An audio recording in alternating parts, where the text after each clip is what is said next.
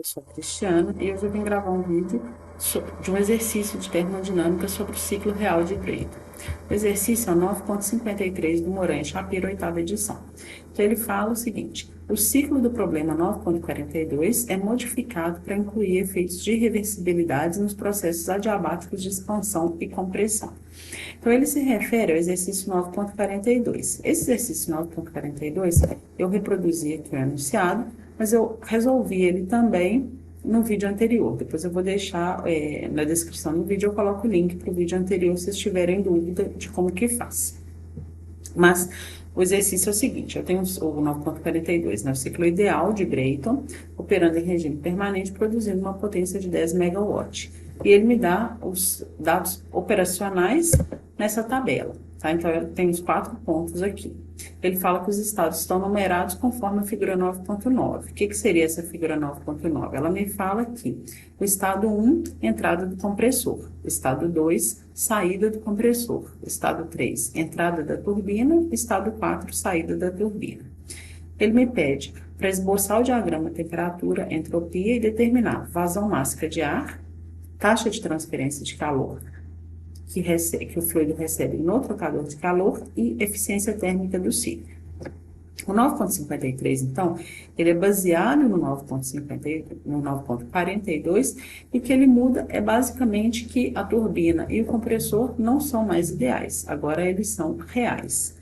Então, eles permanecem adiabáticos, né? Então não tem troca de calor, mas ele me deu eficiências isentrópicas de 80% para o compressor e para a turbina.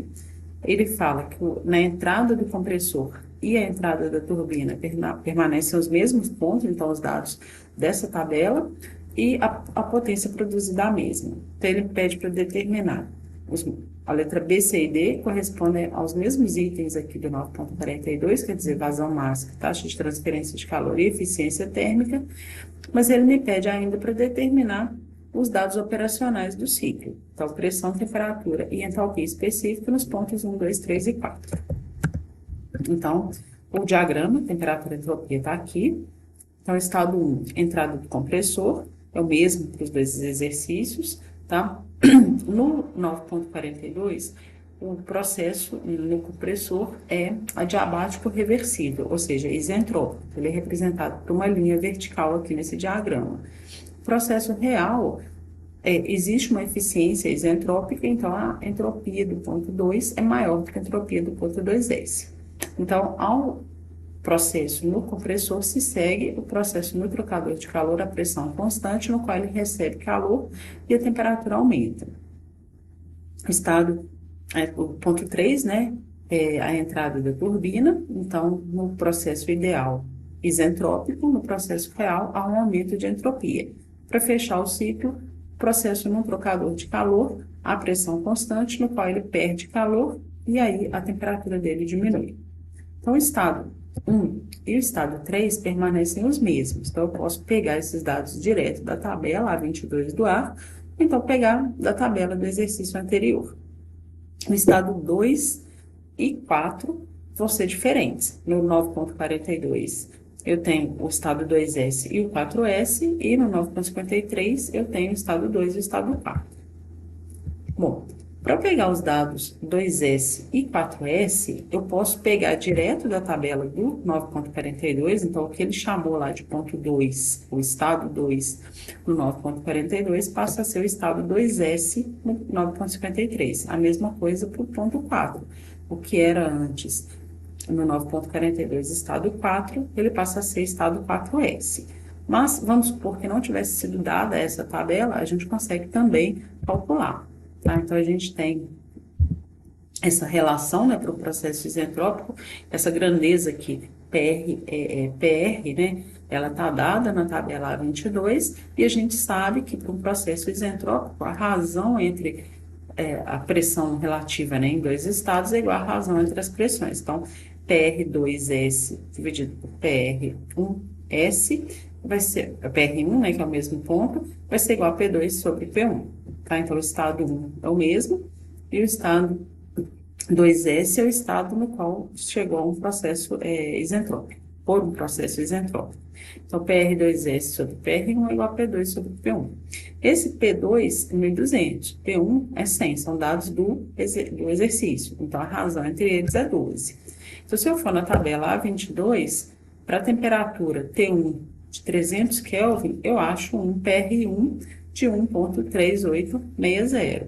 Se eu multiplico por 12, então, olha só, PR1, 1,3860, vezes 12, me dá esse valor aqui, PR2S, 16,632. Então, se eu for na tabela A22, eu percebo que esse valor aqui de 16,632 estaria entre o valor de 16,28 e o valor de 17,30, o que indica que a temperatura estaria entre 600 e 610 e a entalpia entre 607,02 e 617,53. Então, fazendo-se uma interpolação entre esses valores de temperatura, eu acho um T2S de 603,5 e um H2S de 610,65, que são condizentes com os valores que estavam na tabela. Então, aqui, ó, 603,5, 610,65. São exatamente os mesmos valores que a gente encontrou na tabela. Bom, esse slide, né, eu coloquei ele aí só para ver que se os dados não fossem fornecidos no enunciado, a gente conseguiria determinar através dessa grandeza PR aqui, que está tabelada também nas tabelas de gás ideal, tá? Mas a gente pode pegar direto os valores. Bom, então usando-se a eficiência isentrópica do compressor, que vai ser o que? H2S menos H1 dividido por H2 menos H1, a gente sabe, ó, a eficiência isentrópica 0,8. H2S foi, a gente acabou de calcular, não tinha sido dado, eu tinha o H1, com isso eu achei o meu H2. Tá? Então, esse H2 é a entalpia do ponto real. Então, aí eu tenho também a minha temperatura 2S. Posso fazer o mesmo procedimento que eu fiz para determinar o ponto 2S, eu vou fazer para determinar o ponto 4S. Ou então pegar direto da tabela do 9,42. Então, meu H4S é esse valor. Então, eu conhecendo o estado 3 e o estado 4S, com a eficiência isentrópica da turbina, eu acho meu estado 4. Então, a eficiência da turbina, H3 menos H4, H3 menos H4S. A eficiência também é 80%, o H3 foi dado, o H4 é a minha incógnita e meu H4S é esse daqui. Com isso, eu calculo meu H4, 955,738 kJ por quilograma. Bom, com isso, eu acho a minha temperatura T4. Tá? Então, eu tenho a minha temperatura T2 e a minha temperatura T4. Lembrando, né, que a tabela, para um gás ideal, a temperatura é a única propriedade que eu preciso para determinar a entalpia específica, isso é um gás ideal.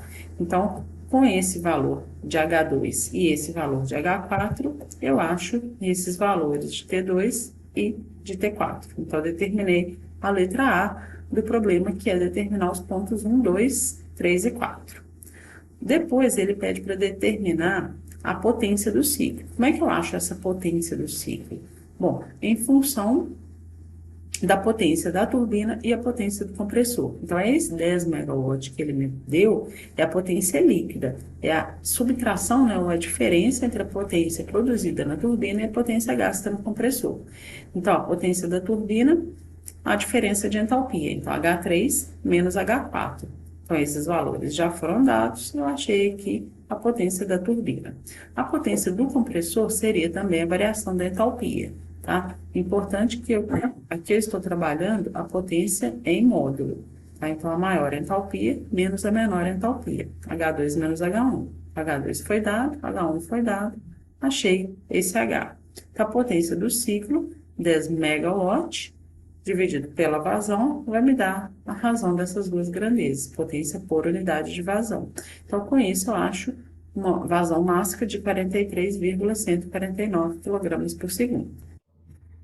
Depois, para determinar a minha eficiência, eu preciso do calor que entra. Por quê? Porque a eficiência ela é a energia pretendida pela energia gasta. Então, o trabalho líquido dividido pelo calor que entra. O que seria o calor que entra? Ele está dado aqui no processo 2,3. Tá? Então, o calor que entra, H3 menos H2, sempre a maior menos a menor entalpia, para a gente já trabalhar em módulo. Como essas entalpias são dadas, e a vazão também eu consigo determinar a taxa de calor que entra, 32,3 megawatt. Então, para produzir uma potência de 10 megawatt, eu preciso de uma quantidade de calor de 38,3 megawatt. Então, a eficiência, potência do ciclo dividido pela potência que entra, 10.000 dividido por 38,3, 0,261 ou 26,1%. Tá? Se a gente compara esses valores com os valores do 9,42, vocês vão ver que para um processo real eu preciso de uma vazão maior. Tá? Então, para produzir a mesma potência, eu preciso de uma taxa de calor de entrada maior, o que vai resultar numa eficiência menor. Bom, era isso. Espero que tenha ficado claro. Obrigada.